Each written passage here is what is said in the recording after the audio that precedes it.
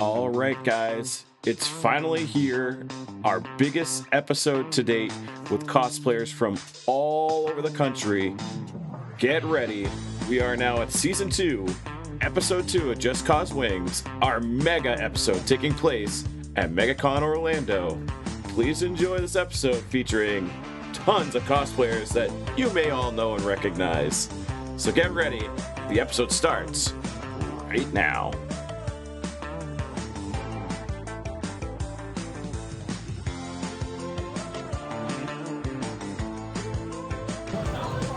Welcome everybody to the largest episode of Just Cause Wings that you could possibly ever imagine. We are down here at MegaCon Orlando, where we just wrapped up the 2025 Masters of Cosplay finals and the start of the 2026 season. And naturally, we gotta do this in style with a lot of chicken wings and cauliflower wings. So we have such a gigantic array of cosplayers and others that are just here to watch and spectate. And we're gonna have some fun tonight. So you guys ready for some amazing wings? All right, that means I have to start the intros off. So when I get to you guys, say who you are and where people can find you. I'm VKC Renee on all social media. Jack Blades on Instagram. Rumpelstiltskin on all social media. Void Cryptoid on everything. Blueberry Muffin on Blue Sky. Basically a vampire on everything. Abradorable!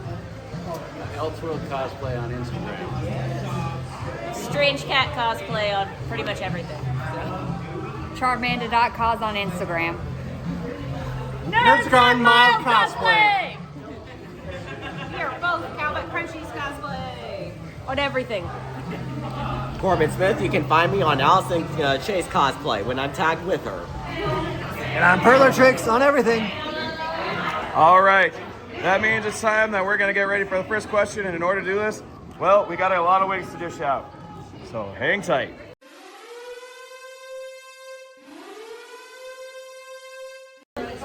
We got a newest participant added in last second. We got Cafe de Dewey. And he's grabbing the wing. All right, everybody's at the ready. Cheers, everyone.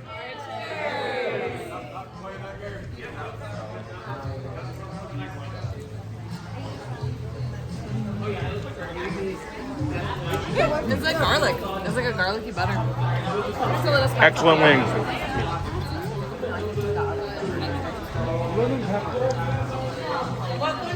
Lemon. First question. Yeah. What got you into cosplay? Back when Batwoman wasn't in a TV show and you couldn't just buy her costume, you had to make it. So I made it. That's what got me into cosplay. I was really into Doctor Who when I was younger, and I always wanted to be the Doctor, so I put together a closet cosplay of Matt Smith.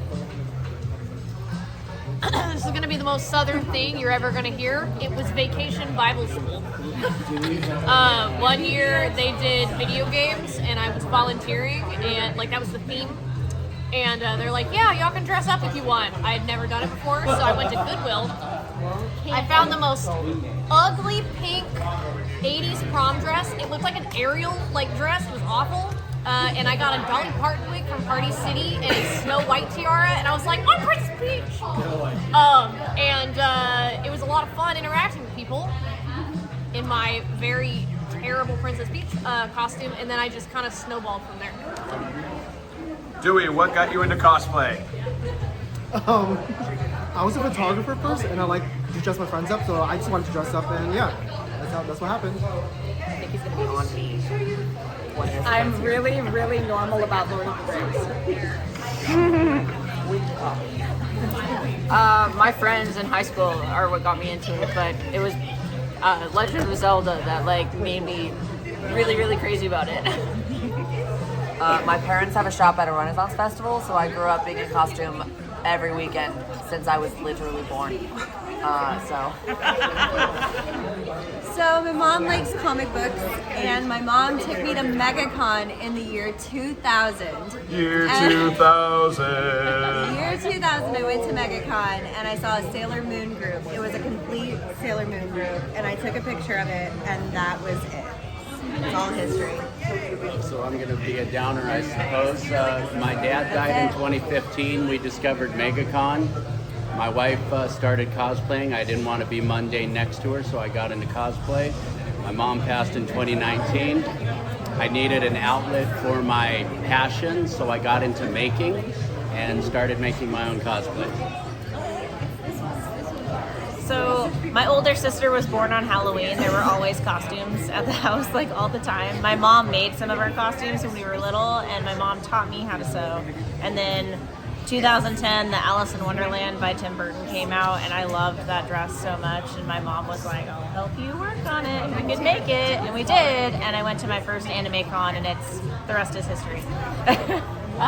What got me into cosplay was audacity in this guy, because we'd been going to cons for a couple years just as normies. And then one day I saw a Dragon Age cosplay, which is my favorite game, and I was like, I think I could probably make that. What do you think? He goes, yes! And the rest is history. I'll swing it over to Regan. So when I was 16 in the year 2001, my friend and I were going to go to a con for the first time as an 8-hour drive thing away. It was going to be very special, probably the only thing we were ever going to go to anime related. And doing our research into what cons were, we saw cosplay was a thing, and we decided we're going to experience everything. So we made something way too advanced for us, but had a lot of fun. So my friend is a cosplayer, and I'm one of her handlers. And one year she decided to do Appa as a cosplay. And at the time, I always wanted to experiment being bald. So I decided, why not? I'll be A. And that's what got me into cosplaying. I've been going to cons for a while. I started dressing my kids up, and they got a lot of attention, and I didn't like them having all the attention, so I started dressing myself up too. That's it. All right, guys, wing number 2. Cheers out here, everybody. Cheers.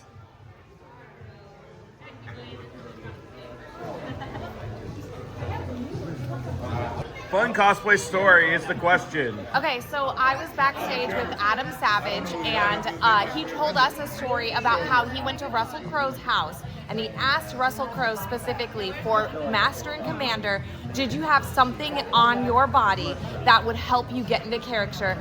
Russell Crowe goes away and comes back with a medallion.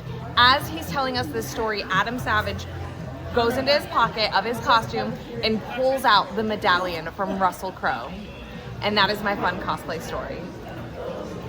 My fun cosplay story, I was volunteering for a local con in the cosplay department, which means I was handling for the cosplay guests. And I had to run to the green room to get them beverages, and I was dressed as a rat because I have a rat costume.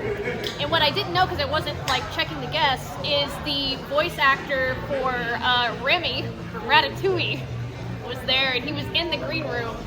And like, I'm like, you know, rat, and I stop, and like he looks at me and I look at him, and then I just scurry away, and he was like, and that was really fun. And then he like gave me a signed print. It was great. So fun cosplay story. Well, this weekend has been amazingly fun with everyone. It's not really a funny one, but I guess the best fun cosplay one was when I had a chance to support a local mask maker for Phantom of the Opera Red Death outfit. And he made this really cool half-face skull I still have to this day. It's one of my favorite pieces. My most goofy cosplay story was probably doing Dudes in Mating. So we all picked a male character and dressed as maids. And we pole danced on a light post. Great. I love that. Good times. It was fun. I accidentally cosplayed my way into being canonized as a Star Wars character. Hey. Nice.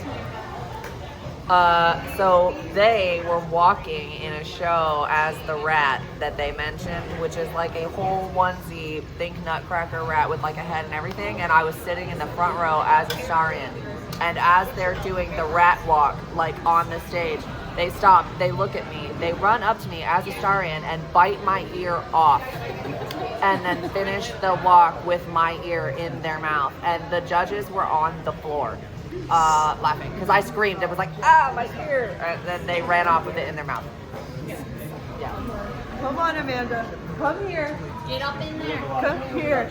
In 2021, my cosplay partner and I won Best in Show in the WCC Craftsmanship Contest. I put the crown on top of her head. What happens? It falls off and immediately breaks. We both freak out. My backpack falls off. It's all on video. It's on Twitch somewhere. It's on Twitch. We have the video. Actually, I'm posting it tomorrow. Oh, yay. Lovely. We broke the crown.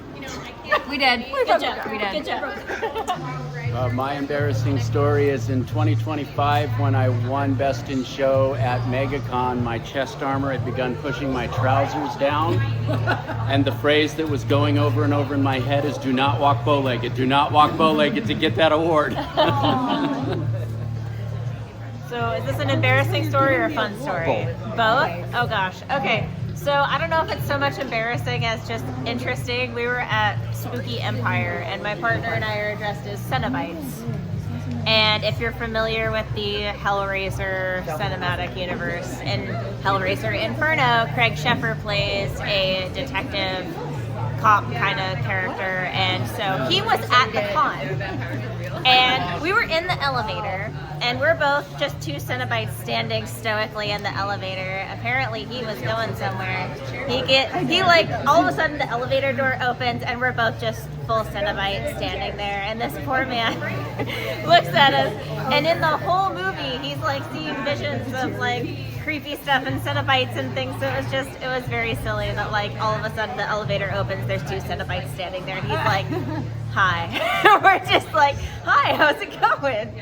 As the creepiest things on the elevator. So he did pause a little bit. He did. He did. Yeah. He was like, flashback. Do I really want to get on this? Yeah. So my face has subtitles, and I can't control it all the time. And during my 2023 Crown run, I made just the most gremlin looking face that I thought maybe just went quickly and no one noticed, but it ended up spawning a set of memes. And now when I judge competitions, people put my face in their build look as like a Where's Waldo. So I'm just seeing my like gremlin face, and it was something I will never outlive. I was trying to pull the gremlin face up, but the internet's not fast enough. So my story actually is only a month old. Last month we were on the Comic-Con cruise, which is a super fun, essentially a con on a cruise that we went to, and we were dressed as Lord of the Rings beach hobbits, because why not? And we're walking back to our room. We're walking in the narrow hallway where all of the rooms are, heading back, and in the other direction comes Billy Boyd, who then crosses paths with us and looks at her and goes, hey, and then keeps going. To which she thought was very funny. I thought nothing, because I was doing the thing you do at the end of the day where you're just dead eyeing straight ahead and didn't even realize it happened until after she told me. So my coolest cosplay story is, it was the first cosplay that I did was as Aang. We were traveling along with Appa as the main cosplay. I'm working as a handler. We're passing in between the celebrity area for all the different celebrity autographs. When all of a sudden we're stopped by a handler of celebrity. And I turn around and it's none other than Felicia Day. And we got to take a photo with her. She posed with Appa. I got to join in with the photo. That was a fantastic day. Felicia Day. Alright, my fun cosplay story. I'm a high school art teacher, and every year for school picture day, I wear one of my cosplays. So my student ID every year has me dressed in one of my cosplays for my students to see every year. And yeah, they get to see what it is, and I get kicked out of the yearbook every year, but at least it's fun. All right, we got the last swing for the last question. Cheers, everybody, for the last one.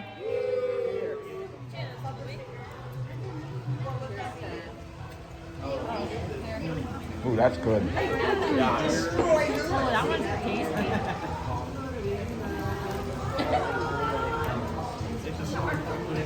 All right, the next question and last question.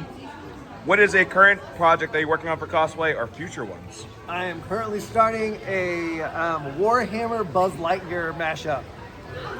Yeah. So I don't really have a current one other than the one that I'm wearing right now, but a future one that I want to do is a Paul Atreides riding a sand. My current one is what I've been working on off and on for way simply too long because I'm not finishing it and I need to finish it. A stained glass Sister of Battle from Warhammer. Someday.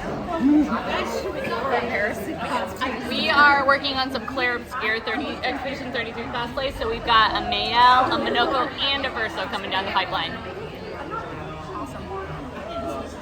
So I kind of have one that's on the back burner and then another one that I also want to work on. And I really need to get working on my Artillery Witch from Trench Crusade again because I keep saying I'm going to finish it and then I haven't. But I also have been like simultaneously being like I'm going to take a break from that and also work on parts for my Odyssey Jinx cosplay. I'm going to go back to my samurai roots and research something from the FX show Shogun, most likely Toranaga's armor. The original Machine Herald from League of Legends. I'm doing Lunar Rabbit Weapon Mina. It's a very, very old anime from 2008, but this is a dream cosplay of mine that I feel like I finally have the skills to do. So I'm going to do it. Whether you like it or not, I will be a carrot butt. I'm going to do a version of the Dark Urge from Baldur's Gate 3, and I'm also going to do Alucard from the Family Portrait on the special edition. I'm working on Natsuki from Tokyo Aliens, and next is probably going to be either a very jingly Jester or Alistair. Alistair from... Currently, I have a Majora's Mask Skull Kid kind of on hold. Gonna work on a Husk from Has-Been next, but dream would be Jack of Blades from the original Fable series. I have 4 projects I'm working on this year because I'm insane. Currently, I'm working on the Ghoul from Fallout. Then I'm going to be making 5 from Skyward Sword for a skit. I'm going to be working on Bo Peep from Toy Story, also for a skit, and Princess Tutu, also for a skit. So, I've got 4. I don't have anything I'm working on, but I'll tell you what I'm dreaming up. I would really like to be Tom Cruise Lestat from Interview with a Vampire.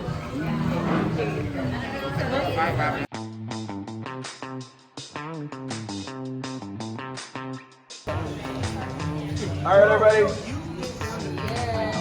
Cheers.